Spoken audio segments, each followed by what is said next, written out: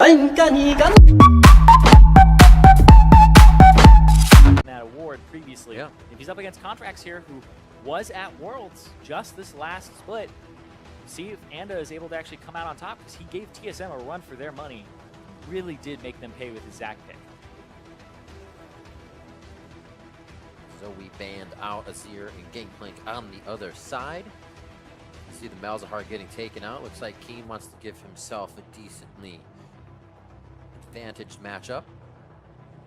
And you were talking about it to me between the break, where Keen actually has just been playing with this team. They actually got somebody else, Pekin Wolf, to play in Challenger, or I guess Academy. Academy, yeah. Right? Pardon me, it's Academy, yes. To play in their Academy roster so that Keen can focus his scrim time on the main team. So he's not doing that split like Acadian was last week, and he's only focusing on this team. And it really, for him, it looks like kind of riding a bike. No training wheels necessary. LCS or not, he comes in, he can play those champions to quite a high level, even under pressure, and finds himself getting those bans targeted him with Azir at the beginning of the game. Still has a Cassiopeia that he could be using for FlyQuest, but definitely a player we were not expecting to be making such waves here on the FlyQuest squad to start things off. Kalista makes it through the pick and ban phase, not a very usual thing, and gets locked in by Golden Guardians for Deathly. Yep, go over to Deathly, somebody that we're looking to see step up on the Golden Guardians, especially against Wild Turtle and Stunt, who have actually not had a great start to the split in terms of their stats. I believe they have the most deaths on their team between the two of them, whereas the rest of the team, has been pulling their weight in some of their matches, but really waiting for Turtle to come back online. And if they'll pick the Ezreal into this, gotta have those skill shots on point. Absolutely. We saw the Alistar hovered for just a moment. Be a decent pick here with the Kalista on. They don't have him to throw in. Yeah, you don't want to give that over as well, because then you just have the cow ball to throw in. Every just time. able to double knock up multiple people. And Matt, I always think of him as, the guy who played Bard a whole bunch, but also big on wanting to engage. And if you can give him a champion alongside him that helps him engage and be able to make a mistake or not have to worry about getting the perfect engage, the Kalista definitely helps him with that. It'll give him more confidence here. And they're going to pair it with the Thresh. Ooh. Just the Taster's Choice composition, as well as giving the ball in there, so they actually get the Orianna Shockwaves to come through. I'm surprised we haven't seen too much Orianna this split already. It is a lot of the mid laners' highest played throughout a lot of their history. Yeah, when we actually go back to thinking how these matchups used to go. Remember, Ryze used to be countered by Cassiopeia, then Orianna would counter Cassio, and then Ryze would counter Orianna. So in the sense of, that typical triangle, it would kind of dictate that Hai went for the Orianna for some team type of kind of wombo combo composition, instead of just picking for the lane, because that would be something that Orianna does not fare too well in.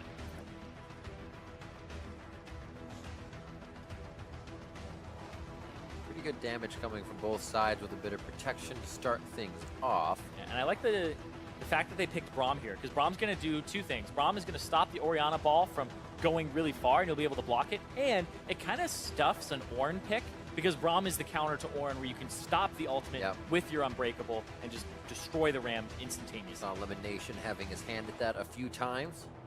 Definitely an interesting ult to try and block as well, deciding which way you're going to get it or not, figuring out where it's coming from. Here, Keen locks that in for Stun as we now start to pinch jungle and top laners. We see the Alawi taken away from Flame and the Vladimir from Lorlo. Yeah, they're taking a lot away from this top lane. Lorlo hasn't really had the greatest start either, having to go up against Huni, I believe, and then not flaring too well. Of course, same thing happened for Flame, where he got Flame Horizon at the end of the game by Huni. And so we're seeing a lot of bans, 3 so far, get thrown towards Flame by Golden Guardians. Question is there a fourth one they're going to throw up at that champion pool? Yes, there is a 4th ban towards Flame in the top lane. They're just trying to relieve pressure off of Lorlo and potentially give him a neutral or even matchup. And yeah, I like the Ornn pick. Take it away. And even if Golden Guardians picked it, you would have kind of the counter here. But with the Fiora banned out. What a perfect champion for Flame. Okay, great. I can see that. I was like, stylistically, everything. Not really. I'd rather see him on some intense carries. This is true. Just go hard, even if they lock Camille in topside or something crazy. Is Fiora and Alawi taken away? Yeah, Fiora and Alawi are actually considered the 2 best counters to Ornn Alawi started seeing more and more play because people were like, Ornn is ridiculous. What can I even play into this? And then people started realizing Alawi's actually pretty good. And then Fiora is the other champion that just tank shreds, doesn't really care about all of your resistances, goes for that percent HP true damage. So with both those banned by Golden Guardians, makes the Ornn pick a little more obvious for FlyQuest. Lorlo playing a very historical champion for himself as he goes back to the Maokai. And we have contracts on the Rengar. Always been kind of a, or had a favoritism for the Graves, the Rengars, the early aggression champions in the jungle, so this should play perfectly to him. I remember Freak just kind of popped in my head as shouting out how many solo kills Contracts had in that one game last year. No, there was the Rengar game where he was just obliterating, where it's like X amount of kills for Contracts, solo kills, over and over again. So he has popped off on this champion before.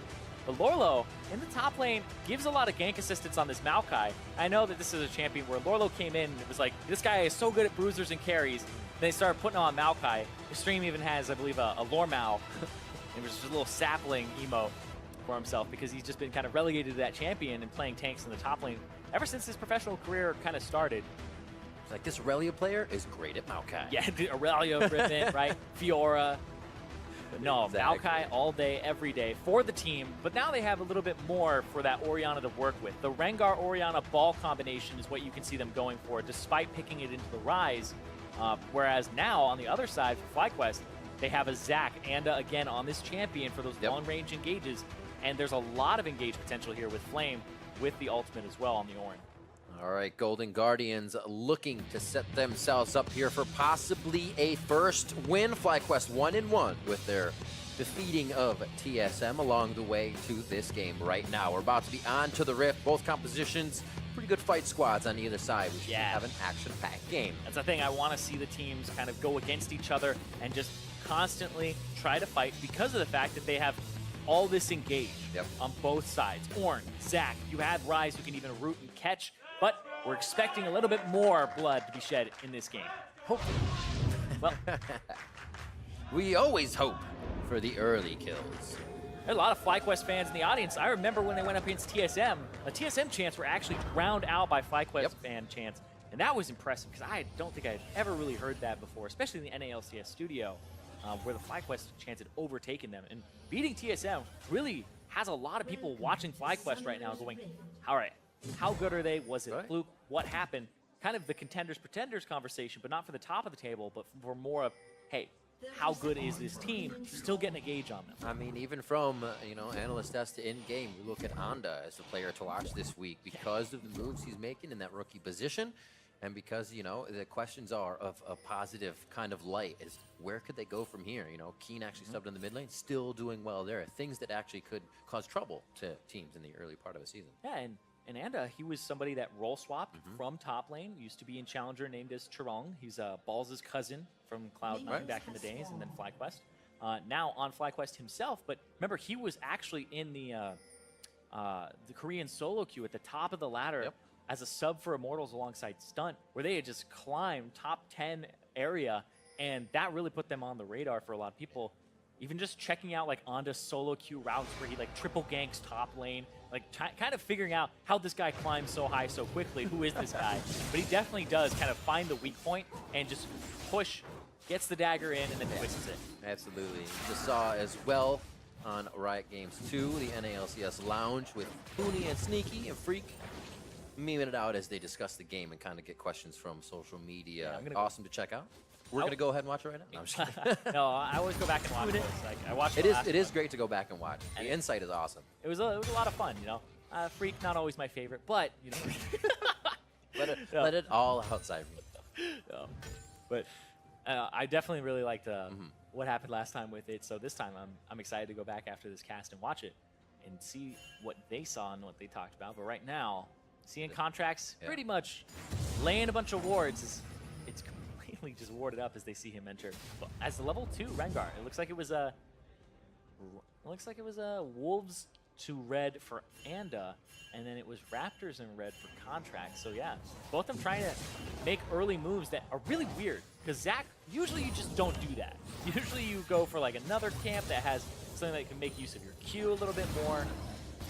but he just wanted to protect his red buff. And so they actually set up for that, kind of sensing the Rengar would do that. And the wards that were placed, that's actually just really good foresight and thought from FlyQuest. But look at this. Is he gonna, I was like, no way is he getting that blue. I was like, no way. Okay. A lot of danger. Ping's going towards the top side of the map. As Flame may feel he has someone behind him. Contract's actually made his way over to the other side of the jungle already, so he plays safe after getting a good push and level 3 in. You can see the fog of war play here with Contracts keeping himself safe as High doesn't bait this in. Matt with the roam, with the Thresh on the right, and Contracts with the Rengar on the left. Gonna go now. Nicely done, forcing the flash. Usually you kind of get thwarted by the minion wave, but they had a situation that would work from both sides. And causing Keen, the guy who's had a lot of great pressure for FlyQuest, to have to blow that early.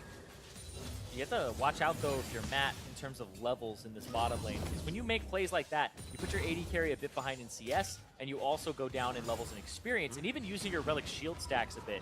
So we'll see if they're able to catch up here. It was a stacked wave and slow push, which allowed them to kind of not get hurt too much for that play. So yeah, Matt actually, does a good job in terms of the timing. So completely fine on that roam. I like it. Very heavy pings in the early game, trying to keep those comms up as any way they can. Saying there's danger coming from Contracts, possibly on that top side of the jungle. Looks like Anda's gonna clear that side of his Flame. 28 to 26. He keeps using that Orin passive to hang out in lane and kind of just get his items completed as he builds them. 2-tier stack. Turtle and Keen, as they get themselves a little more built up. Probably going to be that slow early game coming from FlyQuest here, as they'll be happy to fight with their scaled up champions. Ooh. Oh, Matt. Uh-oh. Hand in the cookie jar. Yep, hatching a ward there, but has a good amount of support. Contract's just a little too far away to activate out of the brush there. A good control, though, from FlyQuest to not overcommit, though, with Contracts in the area. Because I don't believe they saw him until a little bit after.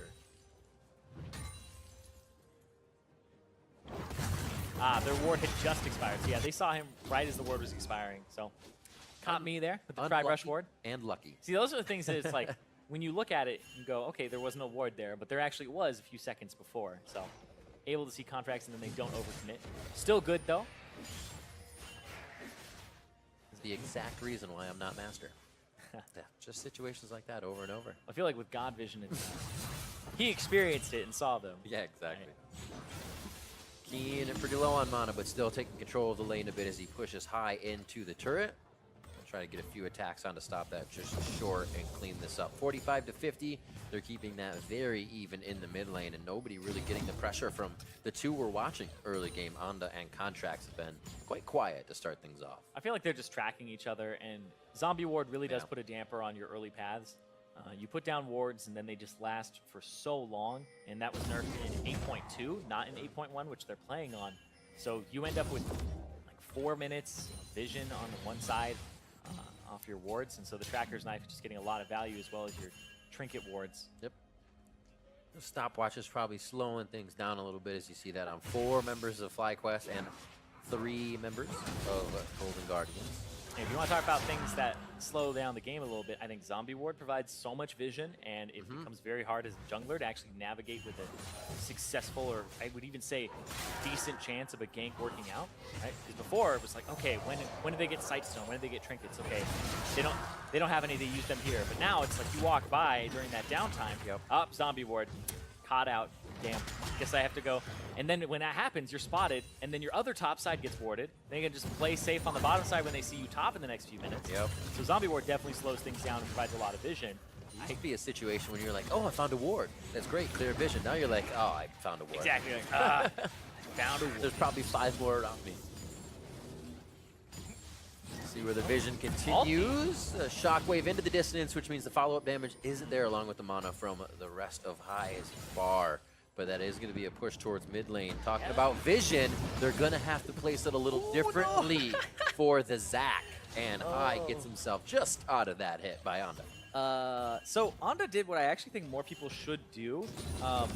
Do tell. So when you're playing Zac and you use your Q, your stretching strike, a lot of people will aim it at the champion and then hit a minion, right? Wait, pull them together. Yeah, but actually what you should do is you should hit the minion with your Q because it's not going to move or juke you, and then you auto-attack the champion. So he went to go Q the minion, and Keen cleared the minion wave. So it was gone. He had nothing to actually stretch to. So I actually like that a lot, though. See if he can get it over again. The quick thinking, unfortunately thwarted by Keen in the mid lane. 0-0 still as we start things off. Like we said, tiers stacking as well as Catalyst now on Phoenix Flame to keep them sustained up in lane as they continue to level. High will head over and pick up his blue buff. Nicely transferred by Contracts. 6 is now, however, for that mid lane. Shockwave was used, but up shortly for High, and we may see Keen get a little more attention. Yep, and then the stopwatches. I don't think stopwatches actually, like, people really consciously think too much about it. I think that they'll go, okay, this is the time we make a play, and then the stopwatches come out, and everybody just trades them, as opposed to it really slowing down the game. I think there's a lot that actually goes into that. And in 8.2, there were some changes to things like Relic Shield and Fleet footwork still around, but mostly the healing in this game is from the fact that there's all of those Relic Shields in the bottom lane. But we will see some of those stopwatches soon. I'm trying to count how many there are. 4 on each side? No, it's 7 total. I did see Turtle's Dematerializer earlier as Yeah, well. it's interesting because I've seen Minion Dematerializer. Both mid laners had it this game, and then Wild Turtle had it too. Right. But the Minion Dematerializer on a lot of champions, I think Ryze is one of them that actually very much so benefits from it later on from having the wave clear with the E and the Q. Allows you to get those melees a little bit easier. Doesn't have too much trouble clearing caster minions anyway. And I think Zoe's the other one that really benefits from it. Because if you see a minion that has... Blast a wave. Well, also, if you see a minion that has the Zoe W on it, Just take the balloon. you can just run up, and instead of having to kill it, you just put the Dematerializer on it as you're approaching, and then you can go ahead and pick it up. But wait, first ultimate here from the Rengar, very important. Let's see where it lands. Contract's looking to get crazy. High gets himself into a good position. The ball sits, but it's not in range for the Shockwave. Stunt going low. Unbreakable's there. Stopwatch saves the Shockwave, but Turtle's in a bad spot. Stunt's going to go down with one more auto attack. Rended to the ground by Deftly as he starts turning Fly into pin cushions. Here, however, comes Flame. Knocks up Deftly, and it's going to be High and Deftly with 500 HP amongst himself. Turtle now goes getting forward. low. Turtle's been in a great spot. Kept protected by the team. And he puts the shell on as he goes deep. A Mystic Shot connecting with Deftly in a very elongated fight there. 2 for 1, I would say. 2 for none, actually. Yeah. Outside of FlyQuest. Wild Turtle giving him the Stunt classic. did go down. Giving him the flash forward there to pick up some kills. Love seeing that out of him, but very aggressive. And yeah, that fight, I mean, that had the Midas touch, man. That one right there. So many hourglasses, or I guess stopwatches used. Absolutely. Said they were going to be used soon. Not really all of them in the same fight. But Lorlo, of course, didn't have the TP, so that was an advantage for Flame coming into the fight. Yeah. And that gave FlyQuest a little bit of that upper edge. But this is going to be great for that Dragon. Solo gold for Lorlo. He gets to hang out topside, and the team bot side tries to start something up. There's so much to consider here, because Contracts and Matt are coming in from the right. High found a way to get away from the Ryze and the Zac and get down. That forces the flash out of Keen with the ultimate, and High plays this so well. But then the fact that Wild Turtle gets over the wall, gets to run back around, and then this Ornn ulti slows 3, I believe, forces Matt to get away with a flash, and then the chase afterwards. Flame with a really good engage there to kind of follow it up, but not quite able to get High, who shields himself. Almost enough with the Bellows Breath. Didn't give him the damage. Yeah, that's a lot of flashes we went around. You look at the summoner spells, and quite a few people do not have an escape from what would be an Onda initiation. And that could be big if they try to rinse and repeat on the side of FlyQuest. 2-1, gold lead still in favor of Golden Guardians. If it were to be called a lead, the gold is very close right now. Looks like a little bit of dragon control as FlyQuest already has Infernal. They're going to set up the wards here to keep bot lane safe and pushed up a little bit more. You just mentioned something that I actually can't get out of my head, is Bellows Breath from... Oh, hold on, though. Looks like they're going to go forward. Stunt, very aggressive. Definitely gets hit. 1-2. Dodges out on the True Shot Barrage.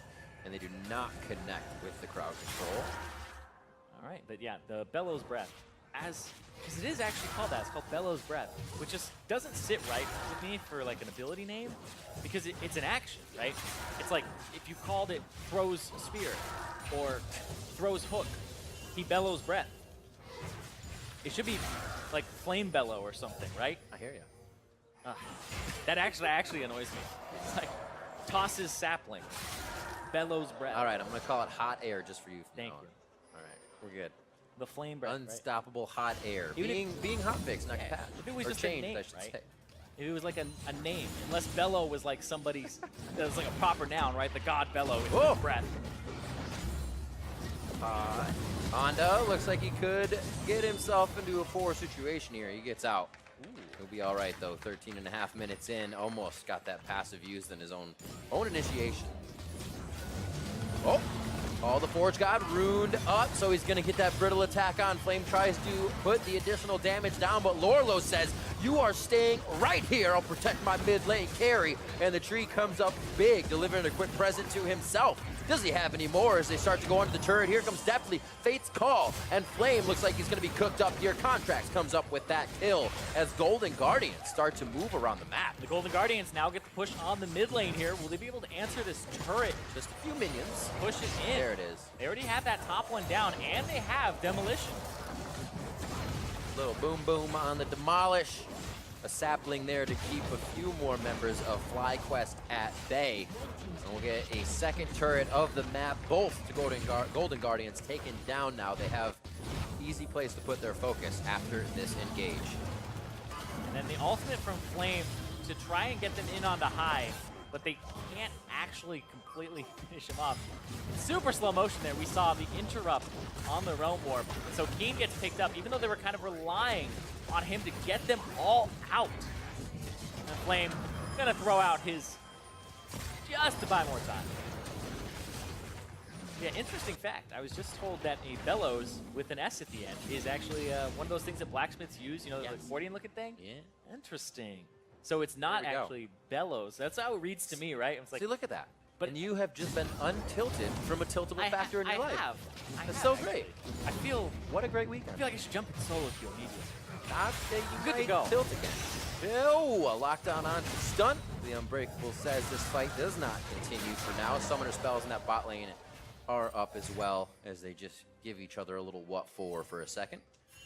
Those tiers still stacking up for both Keen and Turtle before they change those out into an upgraded item. Remember, no more stopwatches on the board, so whatever initiations come in, only the abilities are what will save you.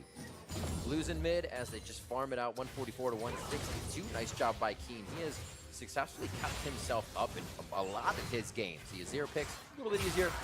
Doing a great job here on the rise against the Orion. Yeah, up in CS, doing a great job for himself. Highest CS in the game. And has that wave clear because the minion dematerializer, where the Rise, I believe, checking his skill order right now. Yes, it's 3 points Q, and then you max Spell Flux, so he has 5 in his E.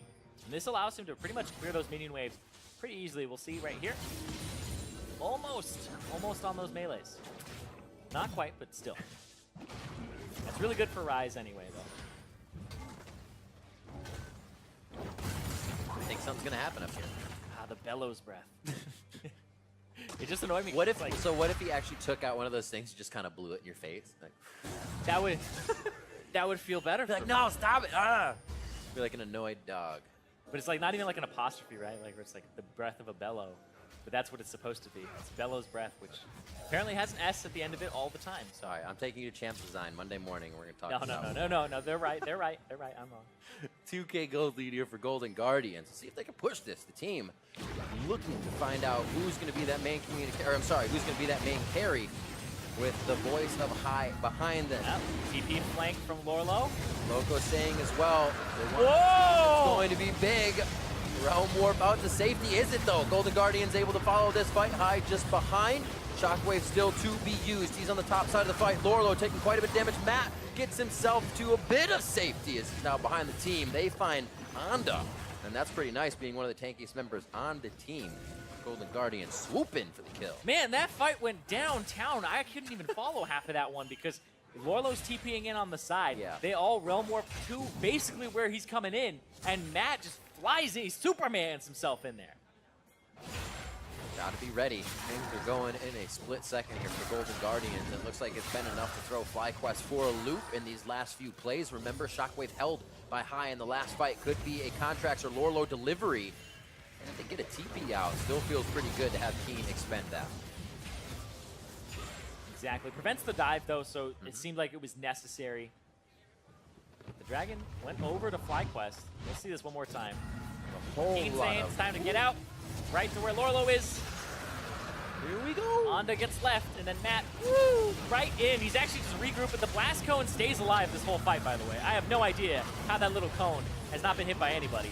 But they're all just focusing on each other. And then High was able to get kind of picked up by Onda there, taken to the top side of that fight, and then Onda just dies, and they all collapse on him. But interesting that that fight went that way, because I expected that to go FlyQuest's way with the positioning after Matt took the hook, but everybody was able to follow up and file in very quickly. Coming up on 20 minutes into the game, our last game of the day. If you do wish to watch more League of Legends over the weekend, there's more games, but also the EU LCS rebroadcast just after the NA LCS. Or, you know, you can just watch NA tomorrow. True. True. I'm going to. I'll watch both. Will you, Rib? Probably. Okay. It's easy to have on at home. Great background. Great to pay attention. Good background. All right. Well, if you've already watched the games. Oh. But yeah. Right now, we're seeing both these junglers kind of have interesting performances. Both of them have 100% kill participation in this early part of the game. Yep. Like I was saying, I was looking at Contracts and Anda and saying, who's going to get the better of this matchup? And Contracts has this pretty much signature champion for him on this Rengar. He's been making it work. Not a lot of people have been playing this champion, but we asked him who's going to be the carry of Golden Guardians early on in this split. It looks like, you know, Contracts is stepping up a bit here.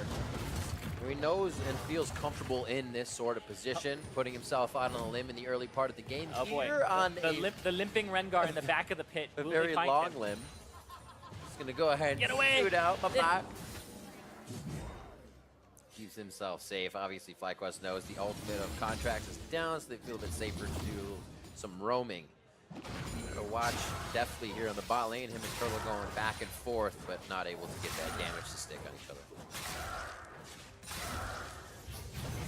Oh, now Turtle going forward onto Deftly. I'm getting a little sticky now. Able to walk up above that one. Stunt comes to help him, and it may get the pressure from Onda here to be able to take down the turret if they stay for long enough. Denying the wave quickly just in front of the turret. FlyQuest says, we kind of need to make some moves. No turrets down on the map yet. An influx of gold to Golden Guardians in those first turrets have really put them in the driver's seat. Yeah, being up 2-0 in those turrets really does mean a lot for them, despite the team fights going the way of Golden Guardians.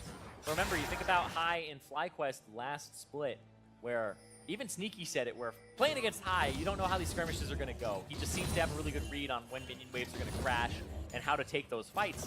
And for FlyQuest later on in the split, it was more of a double-edged sword. They would go for those fights. They wouldn't really work half the time. But right now, Golden Guardians, with High kind of calling those shots, it's been working for them so far in this early game. And the fact that they've been able to have those turrets to boot and get some damage on this third one here has helped them out a ton, because this composition does have a lot of early game power. The Rengar, the Kalista spikes it pretty early on, and doesn't have that hyper scaling where you can really shred into a tank. The objective control can help launch you to a faster late game than your opponent. But I really do consider Golden Guardians composition to have a little bit worse scaling, but then also they have really good objective control and zone control. So fights could be laid out in a way where they could take it.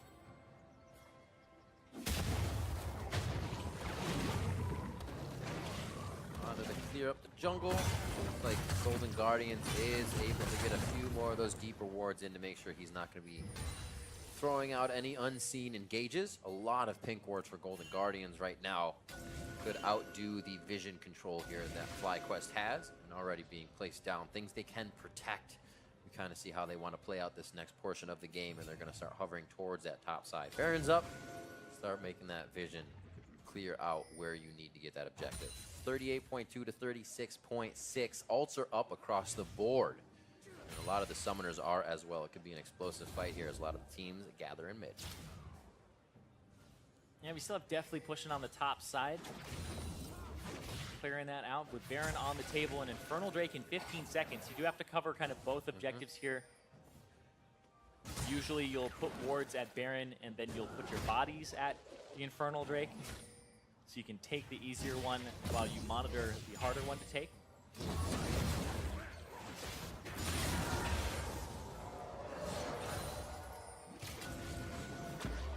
Ooh!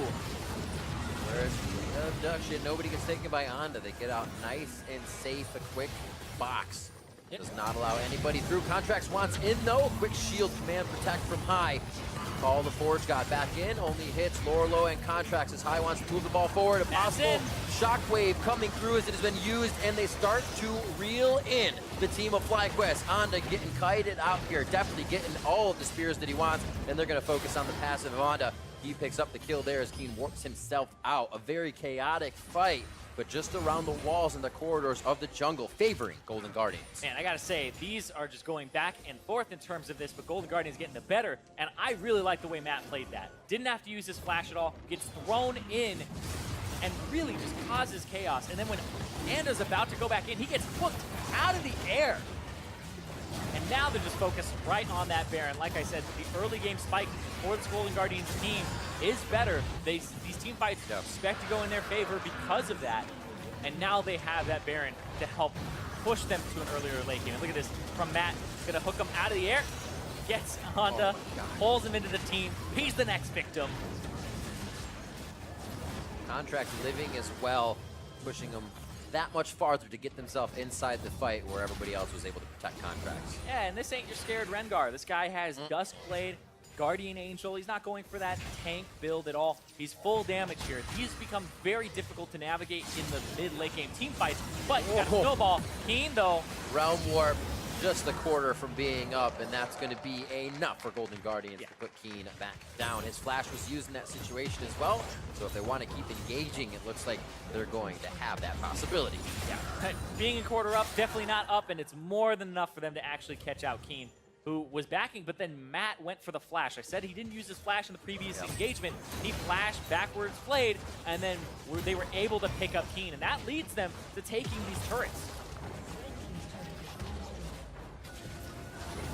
Slowly pushing in. Lorlo keeping the split push on that mid lane now. A lot of wards are behind Golden Guardians. There's a possible for the escape attempt and the initiation coming from Flame, but right now he's in the eyes of Golden Guardians and cannot make a move without them seeing it. Bellows Breath trying to proc that brittle for the extra damage. Can't get in for range, and he's really the one in the front line now, throwing out volcanic ruptures to turn Golden Guardians away. Kind of seems like they're just scoffing at it, waiting for the minion wave, and they're going to add the pressure once again. Ooh. Lorlo finding some pressure. Doesn't look like they're able to activate on the crowd control of Onda. Now it's back and forth. They're buying time between these waves to see if they can find a way in to get themselves out of this pressure. Yeah, but with that Baron buff and the low wave clear, like if you look at the composition of FlyQuest, you can't really wave clear. It's not a wave clear 80 carry. And then Rise, even with the minion dematerializer, will struggle to prep the minion wave because he has to do E twice, which has a decent cooldown on it, and has to have it spread to the caster minions. And even then reaching the cannons becomes difficult for him. So very low on that wave clear, whereas Golden Guardians, they get to keep going for these sieges. Very, very close. This is more of a scouting ultimate. With the turret going down, they could actually go for an engage. Somebody overstays. Not the tankiest person in the game if they can burst through him like that. Stun possibly going down in this situation. Gets to stand beside his team after flashing away. But everything you can see happening in defense right now for Golden Guardians. Honda in the front actually procs the slingshot backwards, so doesn't have the pressure to add to the team now as the front steps torn apart by Golden Guardians. They're going almost looking for the rinse repeat. Beautiful call. The Forge God knocking up two members of the team as you have a resurrecting Contract. Flame in the front, stunt there to try and take it as Keen and Turtle deliver the damage, and they are finding their targets. Golden Guardian choked into the corridor that now favors Fly, but definitely on the front, Ren's out stunned, as that was the wall of defense trying to help Flame now. Possibly getting back in, but cannot get the Searing Charge to initiate another fight. 1-4-2 in favor of Golden Guardians. The fact it's only in 2-for-1 is huge, because the fact that Golden Guardians get to back with the Baron buff and get back out on the map with 4 people faster. This was one that was kind of all over the place. because this was engaged by Onda going through, and then everybody really wanted to get into this choke point here. See, this is when they took the turret with the Maokai ultimate and Contracts ulting to push up the side, but then it was really, it's actually another wave from now, so. We all knew what you wanted. Yeah, I wanted to. And we were the ×8 speed. It's all right. It's all right. So Infernal, Ocean now keeping FlyQuest a little topped up and a little bit of damage here as they need everything they can get being pushed into their base by Golden Guardian, showing a lot of aggression and confidence in these plays coming out here, especially in week 2. A lot of the fans and the team themselves looking to pick up their first win. Yeah, and looking for, we were talking about who's going to be the carry, having that cohesion, Contracts, bringing in all that experience from Wolves in his rookie year, and his aggressive champions, allowing him to still play those aggressive champions, like he had played Rek'Sai full damage at Worlds, playing the Rengar still, and being enabled to do so alongside Hai, who picked not for the lane, but picked for the team, and that's what they're looking for, is that team cohesion, and we're seeing the engages, now that it's started off, with Matt at the helm of them, landing those hooks and going for those bold plays, which is something that in Matt's rookie split, I remember him going for, and when TL was in the semifinals, and then they fell off after that, and Matt really hadn't been himself, and now we're seeing more of those hooks, more of that Matt life coming back. Matt life, indeed. Impressive as well for what he created in the bot lane with his bot lane carry. Definitely 6-1 and 2 this game, which now eyes become a little bit more on him. He's got to stay in a good position to deliver that damage, that ability they've built up on him throughout this game. Lorlo gets abducted, but that's all right. Doesn't look like he will stay long. Gets down to about half HP. Very nice redemption coming in. Actually keeps FlyQuest a little topped off during the fight. Lorlo, twisted advance towards the red buff, gets taken down. The Essence Flux comes through for the kill. Of all the skills, Turtle just getting that last bit in there, and they're going to chase from the bot side now. Stunt Keen is now routing off Golden Guardians, and this is where the game turns. It's about to be a party. Does the Shockwave turn the fight enough for Golden Guardians? Contracts comes on the backside, putting out, that's Onda, into passive mode, and now Matt has to run. Definitely can't get the kills in either. All the ults have been used, and the fight fizzles out for Golden Guardians. Happy to see that from Wild Turtle. I talked about how, he hasn't been performing so well in the week 1. Week 2 now, off to a great start for him, because he was the person who really needed to navigate these fights. He, using his E constantly and chasing after those kills. Seems like that old aggressive Wild Turtle style, but now we're seeing it here in full effect, and it's not being something that is double-edged right now. So far, it's been working out for him. He's kind of getting the team back in it. FlyQuest feeling a little bit better about seeing themselves come out on top of the fight. Still have a bit of gold to go, a bit of pressure on the map to control for themselves before they can start making the big moves. They lose something like a Baron, and Golden Guardians is right back in the base. It started with Lorlo and Wild Turtle. Lorlo took another step back because the redemption was about to go off, but then Wild Turtle still chases, even in the face of Contracts, who's forced to flash away from Stunt helping him, and then the rest of the team is going to try to delay. Good ultimate there to cut off that route, but then everybody from Golden Guardians forced up, and they're thinking, all right, when they regroup, let's get a good shockwave, but Turtle is going to go over the wall, helps with kicking off High, and then the rest of the fight, and even defends, and there's blobs on the side. A few more hits. Wild Turtle getting that red buff.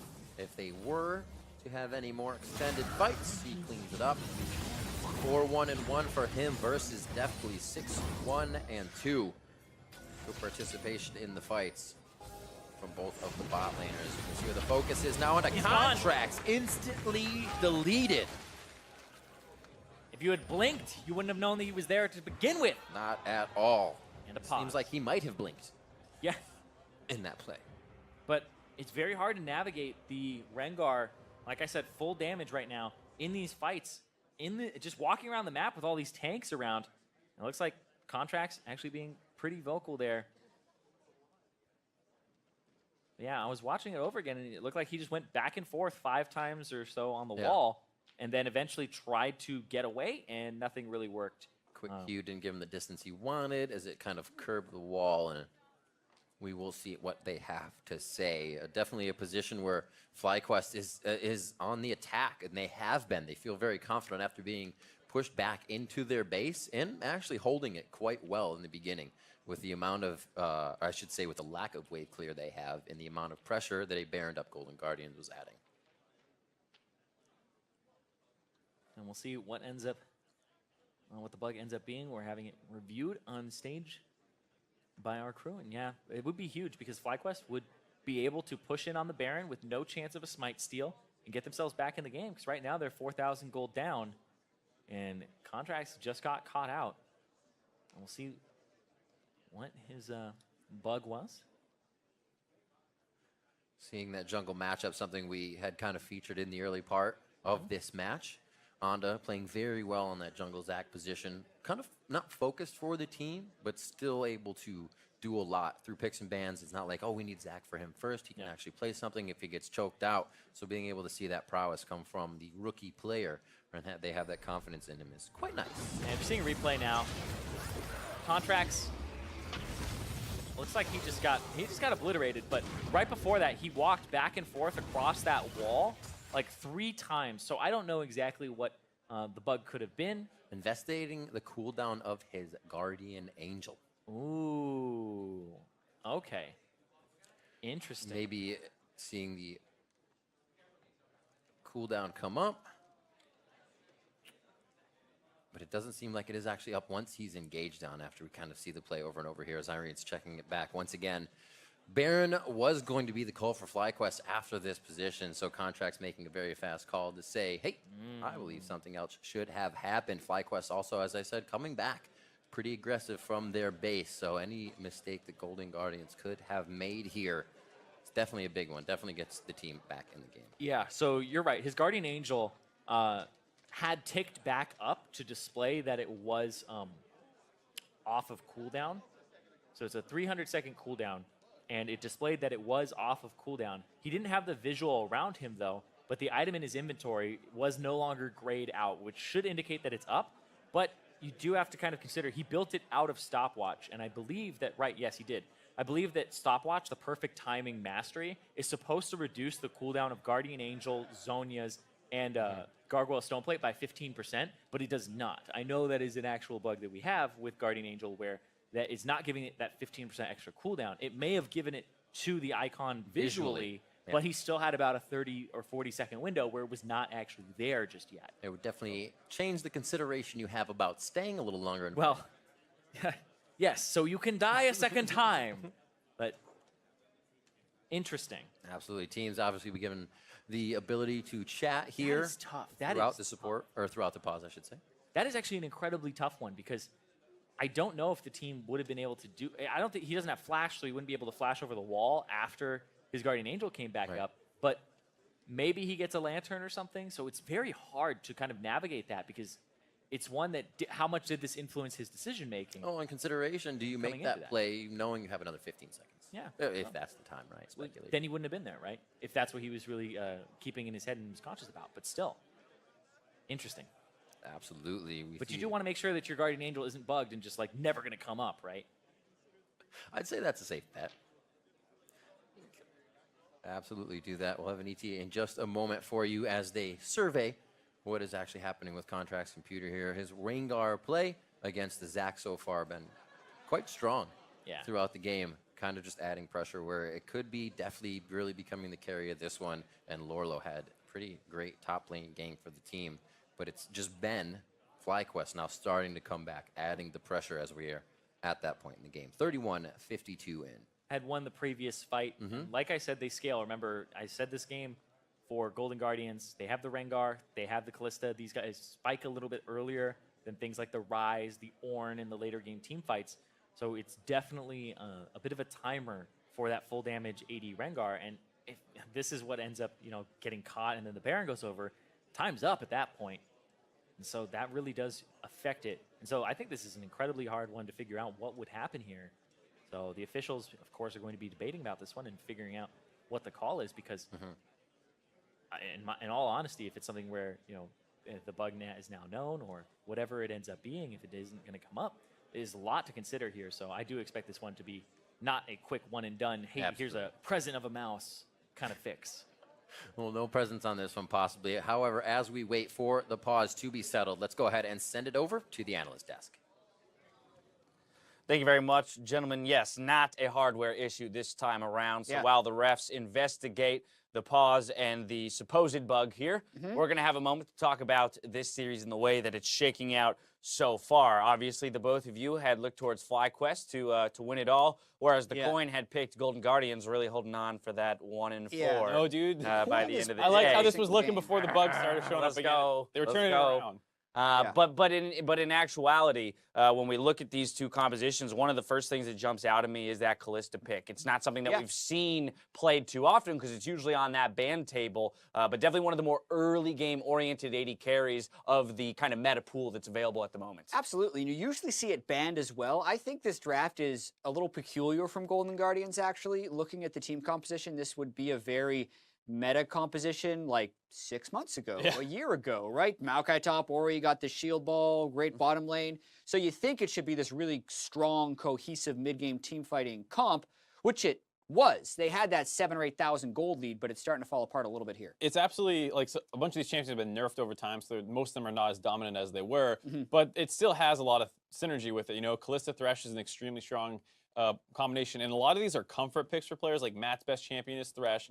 Highs was probably Ori last split, and then you also have the Rengar for contracts, who's mostly known as the aggressive jungler. So while slightly out of meta, some of these picks, they do synergize together well and work with the players. Well, and to that end, I mean, just when I look at Golden Guardians and in my head how this roster puts together wins, still a lot of people are looking at High as kind of having to be the puppet master with this younger roster. And in this case, I feel like they do have a lot of tools to execute on, you know, certain plays set up by High. You've got engaged from a Maokai, a Callista throwing a Thresh in, you know, an Orianna ball on top of a Rengar. So there are plenty of tools to work with. But now it's about making sure that all 5 of those tools are being used at the same time, right? Yeah, and it's one of his best champions, too, right? He had a pentakill, I believe, in the spring split of 2017 when he was on FlyQuest, right? So we got that little vengeance match coming in right there. But I do agree with you that this makes sense for the FlyQuest team. Get everyone around him, he will shield and make everything work. But it just doesn't make as much sense in the context of the current meta. That's a very good point. And on the same side, like Flame,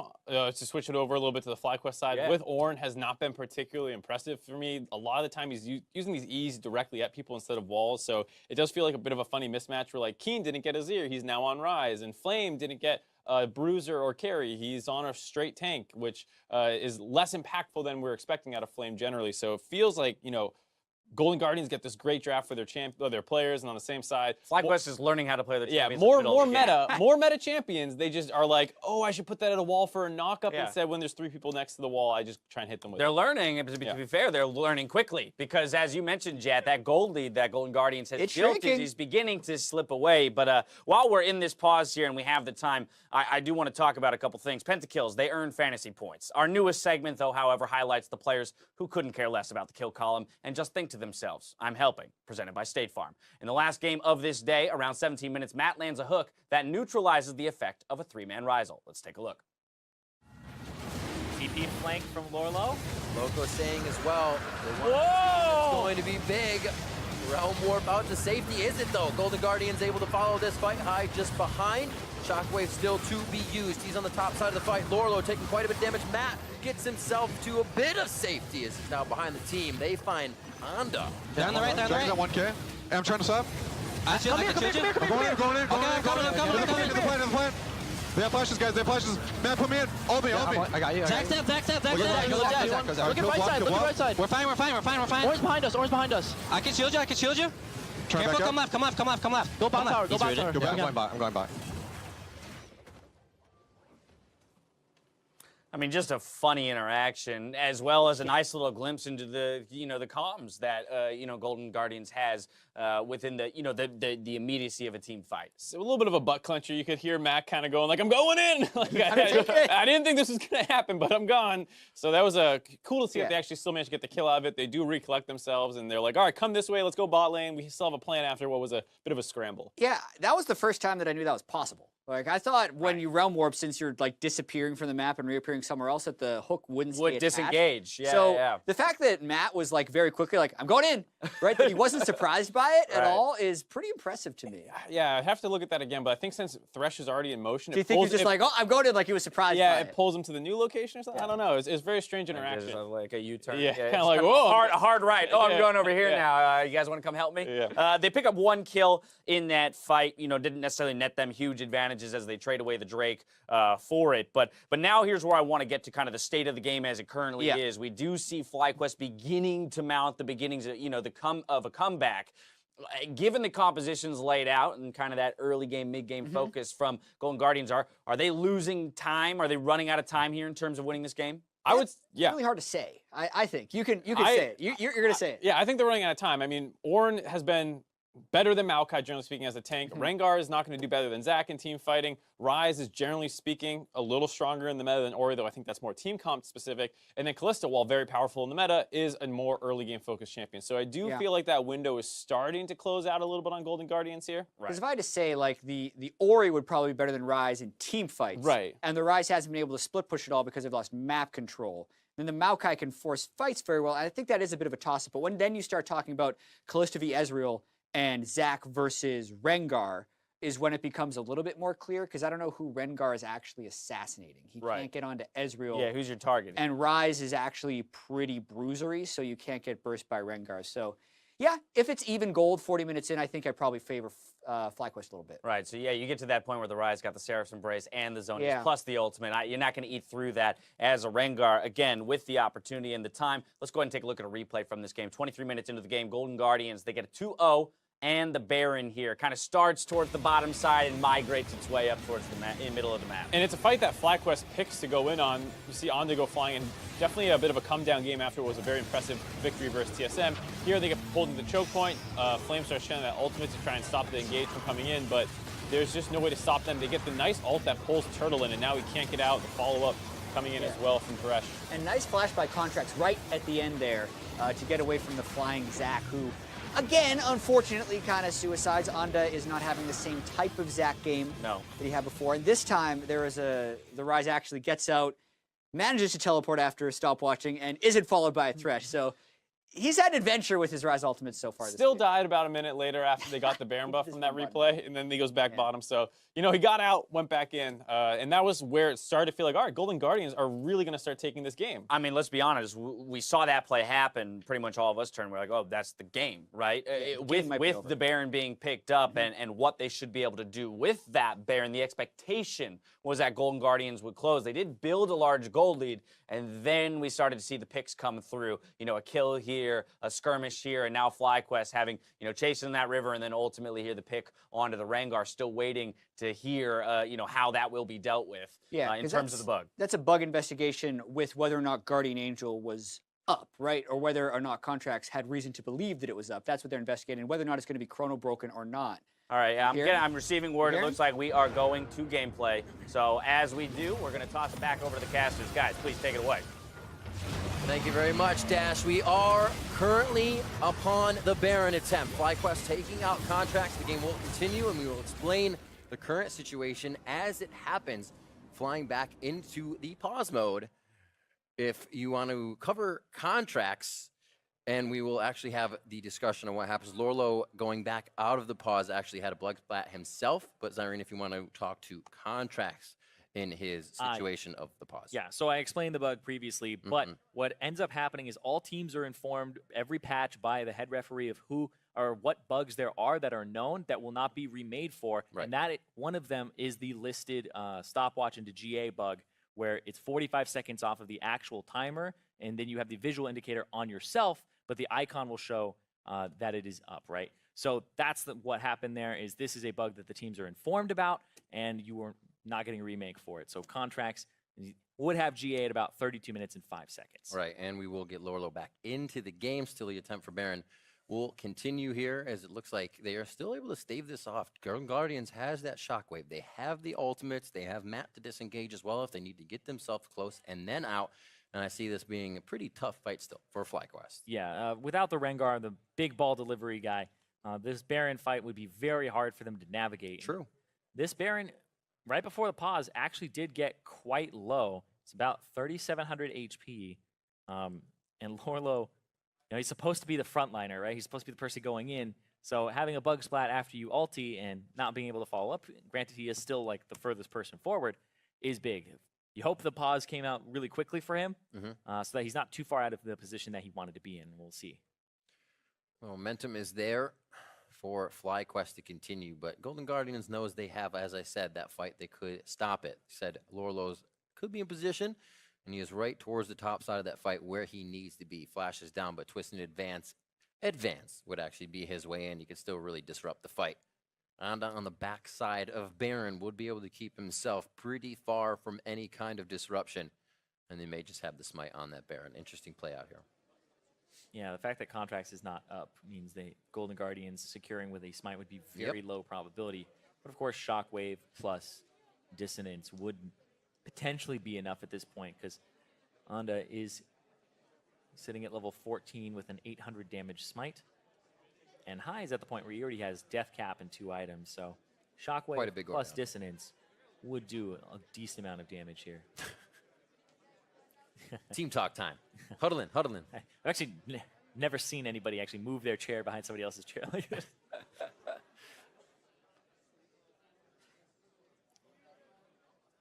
Taking that back seat.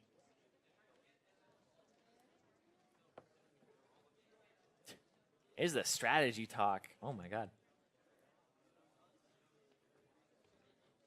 What if the league had these? Be like, wait, they're about to do Baron. Let's pause. Tactical pause. Yeah, come over here. Come over to my monitor. Come over to my monitor. Everybody over here. It's a longer pause. I have an idea. Yeah, it's a longer pause, so the teams are allowed to talk. Of course. I just remember back in the day when it was like, you had these long pauses and everybody had to be quiet, and some players were like, my sanity, just sitting there, just completely silent. Or the new subs that came in, they'd be like, oh man, we're subbing, like, shh, no, shh, don't get more. What are you trying to do? You're trying to use a ban. Yeah, but get to discuss what's going on, and it looked like High was kind of mapping out how they want to approach the fight, and that didn't look like he was saying, everybody retreat this way. It was like, hey, this is what we're going to do. Mess him up. We'll see what happens. Lorlo on your screen.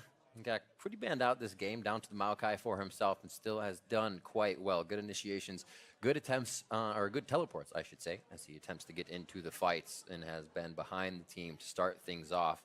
Kind of know him, as we said, as the old Relia, the Riven player, trying to do big things. But he's really taken to the tank meta when he started and can still bring that along. Yeah, but so far, Lorlo been doing well, and like the analyst just said, though, the impact of the Ornn is a little bit higher. Yeah. Maokai's still great, but True. Impact of the Ornn is a little bit higher, and Golden Guardians, they had that timer on them, and the time, like I said, if this Baron goes over, is probably up, because FlyQuest will be in the game, and they'll be ready to go with that Baron buff. And so we're seeing if the bug splat affected the call or affected the gameplay of Lorlo, or how quickly, that pause came out. Because that does actually matter in terms of positioning, right? There is a bit of a butterfly effect where even if somebody like DC's for 1 second, their character will start walking backwards, right? Puts you in a very weird spot. Definitely has not been, in my opinion, an easy day of calls for these types of situations. I just wish they never happened, right?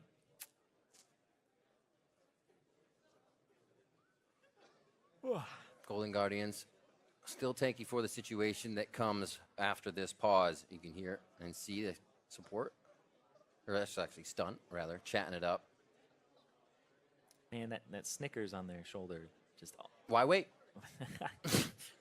I am hungry. But every time I see it, it's like the Snickers logo, I just never expect it to look like an actual Snickers. So it just made me realize how much of the word Snickers takes up the bar when you have it in your hands. The team's still feeling pretty jovial about the game. Waves from Matt and the rest of them to the crowd as they wait to get back into this one. Definitely patience. This kind of messes with that mentality where even if you do kind of have the lead or have a role you're playing into for the moment, it slows down. You got to reassess it. Make sure the team is on the same page when you get back into game as well. Yeah, it can definitely throw you off. You have to remember what cooldowns are used and kind of pause your state mentally, but still continue existing and going through and just gathering new stuff from your team and comms and the situation. But yeah, Lorlo and you saw Contracts there talking to each other about the pause bros. They're the ones causing the trouble. Nah. But it seems like they seem to be okay in good spirits. High was the one who seemed to actually look like he was very lost in thought on what they were going to do next, just racking his brain. Yeah. So as we figure this one out, we are going to go ahead and send it back over to the analyst desk to kind of discuss what's been going on in the game. Happy to see me again. I was about to say, I had a feeling you guys wanted to hear more from us, so Yeah. we're happy to deliver on that one. What a roller coaster that just happened, right? The GA display bug for contracts that he had been told about beforehand. Tough situation right there. So now he's dead. Immediately going to forcing Baron. Lorlo crashes, and they have to pause again. Like, Yes. I'm glad the refs are allowing them to discuss what's happening right now and reset the stage of the game, because that's mental boom in a box, right? Exactly. That is not a situation any player in any sport wants to find themselves in a position in, right? Where a couple things are going wrong that aren't necessarily within your control. These are things these are obstacles you're going to have to overcome. And from a mental standpoint, two things happening, not 5 seconds apart in terms of, game time, essentially, that's insane. Yeah, and just to clarify, from what I hear, they're investigating whether or not to chrono break the fight until just after contracts had died, because that's when the Baron Force was happening, and they're seeing if the crash has had like a meaningful impact on the fight so far, because you don't want to restart the game like in the middle of a fight as far as chrono break goes. So that's what they're determining, and if they determine they want to do it, then they're going to have to chrono break. And as you explained the process, I've received word that we are going to initiate a chrono break. So while they're getting that entirely set up, we'll continue to talk. It's not a chrono break pre-contracts kill. It's a chrono break post-contracts kill. Yes, before the crash. Yes. Two separate bugs, two separate incidents in which we're trying to resolve. Is this because Sneaky is on the alt stream? I want to completely. Like, I actually, you know what? Because as soon as we were I listening, knew there was someone I wanted to blame for this. As soon as we heard on the alt stream we were listening to, as soon as there's a bug, Sneaky's like, remake! And you're like, and he's like, and then he called it out. He's like, I know this bug, by the way. And he perfectly explained what the bug was. Bug catchers, here we get the look in right there as they work their way through this same situation. Tons of fun, meme-heavy stream over there. So if you guys want to check it out and, hear from a world finalist and Hooney who's made his return, as well as Sneaky, the perennial memer, please do. Please do. It's been a lot of fun. The other thing that we were potentially thinking was the problem for all this was that the coin has to go 0-5 today. And it looked like Golden Guardians is going to win, so it's just like bug splat. It's doing everything in its power. Yeah, it's trying to be 0-5. The universe will not allow it. I'm really excited for these predictions, actually. Mark has a chance to go 4-1. I have a chance to go 3-2. And if that happens, the coin is 0-5. Because the games are so hard, the coin can't even pick a single one, Dash. Mark brought this up We flipped the off coin camera. before the day for every single game. We and did. Currently, it's 0-4. To Mark's point, I flipped the coin. Yeah, so you predicted all It of them landed. wrong. Then I did one of these motions. That's how you feel. So if the coin goes 0-5, in actuality, the coin was 5-0, and I. The coin landed on the face it wanted to, and then You following our logic here? I can follow The coin's there like, is I want some to logic, but that's like, I picked a 50-50, and because I picked one side, I mean, And it's then all the other ones, side. yeah, it's that's a just- good point. It's All right, fine. hogwash. All right, leave it to Jet to ruin our party pooper. All right, but again, we're working our way through that chrono break, trying to get you back in the game as quickly as possible. Until that time comes, kind of want to open up the discussion beyond the scope of this game. We've already kind of worked our way up until the point of the pause, and I want to look at the league again at the end of day one. We've talked about the surprising 3-0 teams and the rest of the league, but when it comes to volatility, when it comes to patch changes, I want to kind of identify what we expect or want to see out of teams in these coming weeks in terms of cementing themselves as top performers against obstacles. I think the biggest change will have to be like figuring out what goes on in the bot lane, because with the relic shield changes coming in, that's where you expect to see the biggest fluctuation. There's a lot of keystone runes coming in. Excuse me. That they are coming in as one of the biggest changes in the next patch as well. So adapting to that, and I think bot lane is one where we see a lot of volatility. Generally, we're like Double If's losing to Cody, Sun, and Afro. That is also beating the CLG bot lane. They were losing a little bit to the Optic bot lane before that in their first game. So there seems like the bot lanes in particular are very closely matched. Yeah. What about the mid lane meta? Jad, I know you've been playing a lot of mid lane yourself recently, but I think a lot of people would point to that as being one of the more stale roles at the moment, where we're kind of really only seeing about 4 champions played to a high priority, and then you got a couple, fringe picks coming in every once in a while. Yeah, your ability to play Azir is huge, right? The Malzahar priority is going to go away, which I think is actually going to lower the priority of whether or not you can play Azir, because he just moves up to basically permaban status. Okay. And then I think after that, you get to open it up a little bit on 8.3, which if we're talking competitive, is actually like halfway through the split. Right. Yeah, we got a ways to go before we get there. Yeah, so because of all those things, the current mid lane landscape is going to stay mostly the same. But to kind of get to your earlier question of what I'd want to see from these teams going forward, it's a level of consistency and reliability in their play. We start NALCS on January 20th, right? 41 players we had 9 returning players on the same roster. Yeah. Right? Some teams practiced before the break. Some teams started practicing after the break. That's like 2 weeks of practice. We're in the 8th year of competitive league, and most of these guys have been playing together for 2 weeks. So there is a lot of growth to be had throughout the split. 100 Thieves showed a bunch today. Week 1 versus week 2, 100 Thieves, totally different animal.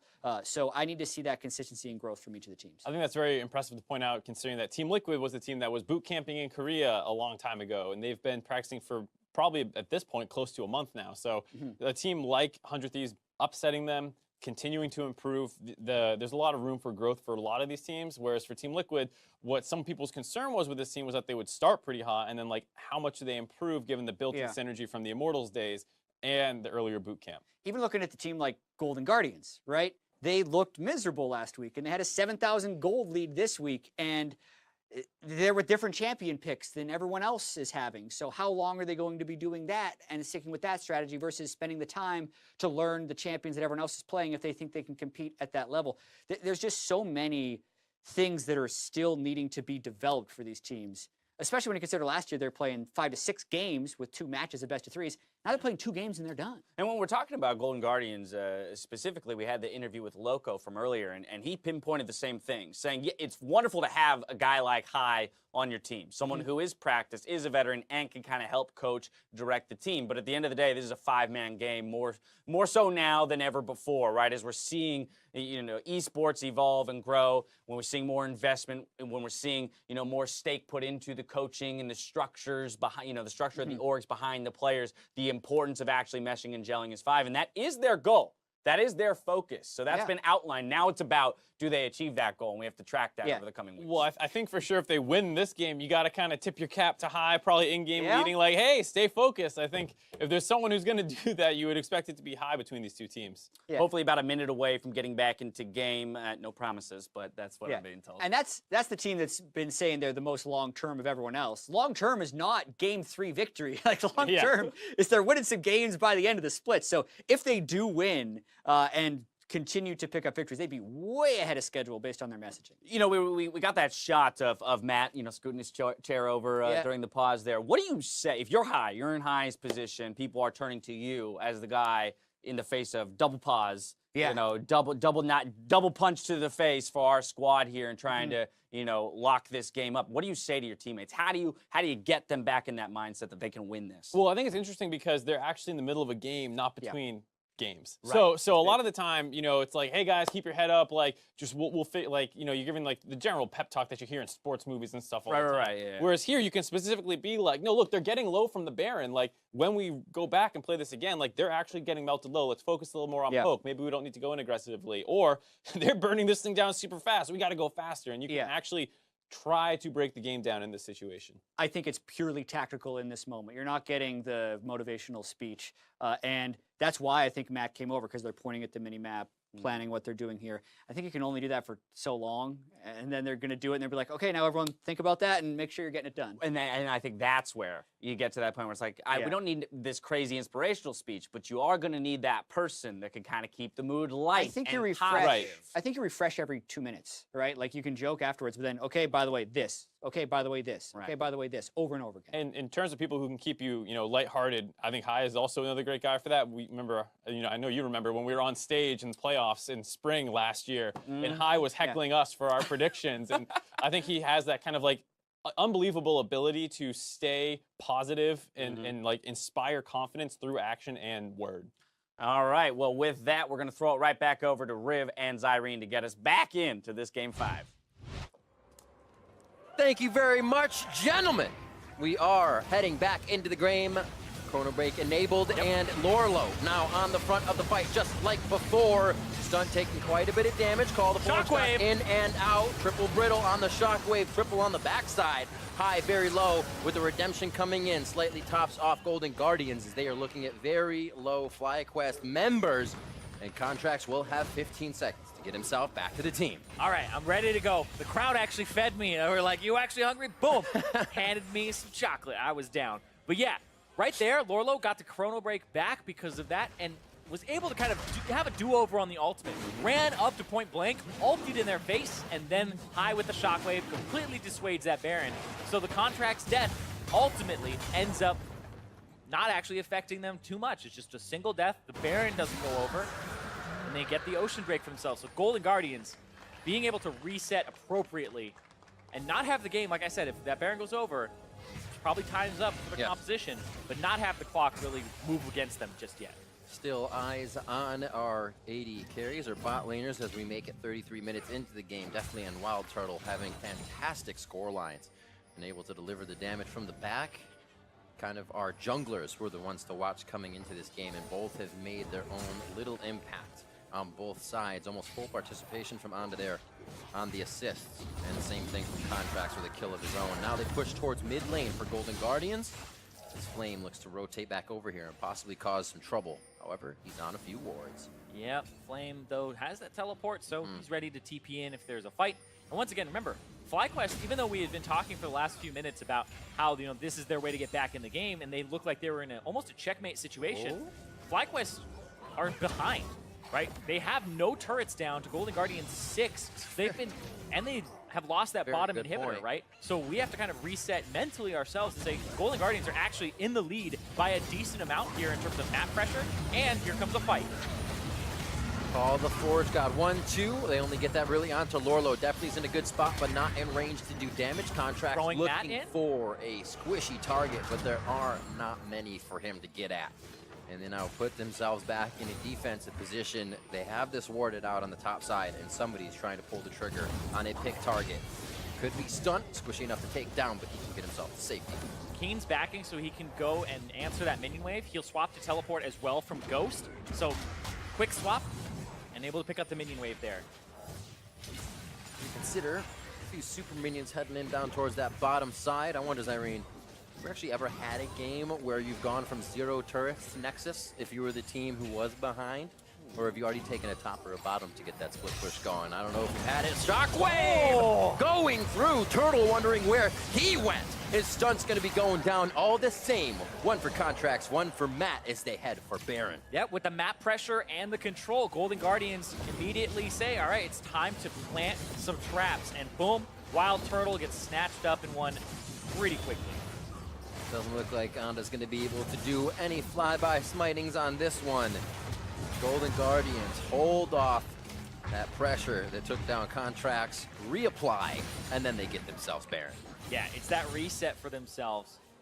The fact that they were able to stop the Baron and then come back to this mid lane and have control, because that bottom wave, right? I was saying we have to kind of take stock again of where the game was. Because FlyQuest, although for however long that pause was, X amount of minutes, they were in an advantageous spot for that entire pause based on the way things were looking. But now, Golden Guardians, we get to go, they are actually in an advantageous spot in terms of the entire game because of what happened with that Baron not going over to FlyQuest. So Golden Guardians, got to be feeling good and really a sigh of relief for themselves, because that was a position that if you're in, you're going, you might be thinking of the worst case scenario the entire time. Yep. Not being shook by any amount of that delay, and now they're able to get themselves with this Baron that causes FlyQuest composition so much trouble in clearing the minions. Right back to the lanes, right back with Lorlo mid lane, and they did the same thing with the rest of the team in bot lane. That's only going to be hit up onto Contracts and get himself to safety with that Guardian Angel still up. He could have even stayed a little longer if he wanted to, and now it's the waiting game. Let Lorlo get pushed up a little bit more and start to poke down FlyQuest. Well, not really poke down, they can, but start to look for the pick on FlyQuest. Yeah, remember I talked about it earlier as well, the wave clear from the Golden Guardians composition is much better than FlyQuest, where FlyQuest really do have to just rely on the rise. And his takes a bit of setup. So up against this Baron buff, Golden Guardians will push in. Scary cat activated. Lorlo on the side, doing the same thing they did for the bottom. Just taking the hug of Ornn. Danger's grasp. Oh, that's gonna be a full team hit. Brittle on the back line. There goes Onda. Can he deliver them to the right spot? Or back under the turret. This is going to be the shockwave coming through. No, High hasn't been able to let it rip just yet. As Keen gets himself back out of that Zhonya's to deliver the damage. Now they start to get it going. FlyQuest pulls the trigger, and again, back to the front line, to the siege minion. They say, you got a kip, and definitely goes down. That's 11 to 10, and FlyQuest start pulling the trigger. Yeah, Keen even used the Realm Warp to keep chasing, but their base, they had to pay attention to it. Still Save it. hitting away. He'll save it. Super minion. He's going to be able to not take it down. They got Flame back. Yeah, I don't think they're actually doing damage to the turret because the inhibitor had respawned. So there were 3 inhibs up. Had They to couldn't turn it. actually target the turret itself. Little things playing in the favor of FlyQuest, but also things that they are putting on their own plate. A nice activation there as Golden Guardians took a bit too long. Yeah, this right And here, Flame this just Ornn lets it ultimate. rip. Oh, that slow into the knock up there onto 2, and then that gets high, and the Zac attack from Anda hits them together. 4. All of them get sent back. Instantly, High is off the table before he can even shockwave there, and he had already blown his flash. And now it's the cleanup right afterwards with Anda going in again. Another stretching strike hitting deftly. And we were talking about his Zac a bit, you know, not having that same kind of performance that he had against TSM last week. But right there, that's why he picked Zac. The team fight presence that he has in those late games to really displace those backliners. Comparing that to what the Rengar is going to be doing, which is ulting, running around, and trying to get damage on a squishy. Usually you have to consider who you're pulling back, who you might bring back to your carries, but everybody grabbable here, it seems, on the side of Golden Guardians. And Elder These squishy members, but they do a lot of damage. Contracts doesn't have flash to get over. He's going to have to leap around. Trying to charge up his strikes, get them empowered as well. Lorlo on the front line, Glacial Fisher back. Call the Forge God, a 4 hit. If they can actually proc that Brittle, that would be quite a bit of damage, but they're going to stay in position. 2,900 onto the Elder Drake. Contracts jumps in from the top side, actually not going to be in the Smite Fight War as he was too far away. And FlyQuest just slipped that out from under Golden Guardian's nose and will have a little bit of pressure on the map. I actually think it's a lot of pressure here because they have 2 Infernals and an Ocean, so it's a Very true. triple Elemental Drake. Plus 2 of those are Infernal, which will give them a lot of damage onto this Ezreal as well as this Ryze. 40 minutes, first turret, better than never. They don't even have the minions to do it right now, so it's actually going to take a little longer than they'd like, but they might be able to just push this into a second turret. Might be scary to stay long. Flame is just on the back, though. And from 0 to 2, just like that in terms of turrets. And now that top lane one actually has minion wave on it that's being pushed forward. And it's very low, so it might be 0 to 3 real quick. Quite an influx of gold to globally be in the hands of FlyQuest. Not that they have a chance to go back and spend it all willy-nilly. There's a lot of pressure from Golden Guardians right now. Yeah, and FlyQuest so far have been playing quite well. There have been opportunities for them to get into this game and kind of push away that early pressure from Golden Guardians. Now they found a lot of those opportunities and taken them in these later game team fights. But getting that Elder Dragon, getting the gold back to even here is huge for them. And now they reverse the pressure of this entire game as their composition will show a lot of those strong points versus Golden Guardians for the next few minutes. Ooh. Demolish smashing down these turrets. They use all of that quick pacing, as you said, to drop turrets 4 in their favor now globally, escalating their gold. And Golden Guardians are going to have a much harder fight next time FlyQuest exit the base. Baron up in 1 minute. Elder Drake has a bit to go still as FlyQuest were just able to grab that and still have it. Yep, and right now, Keen hitting himself with 6 items, getting that full build going through.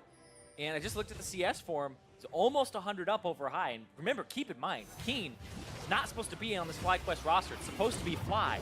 And Keen came in as the sub from the Academy team and hasn't had 2 weeks of practice, just a single week, maybe a little week and a half with the team. And even positioning somebody for his position on the Academy team so he can focus on this play. And I like that. I like that they're saying we don't want to have this person pull double duty, get him a sub for his previous role, and just move him up. That's what I like to see, because now he gets to focus with just this team instead of playing with 9 or 8 different people. He only has to play with 4 people and focus on that synergy, which is so important.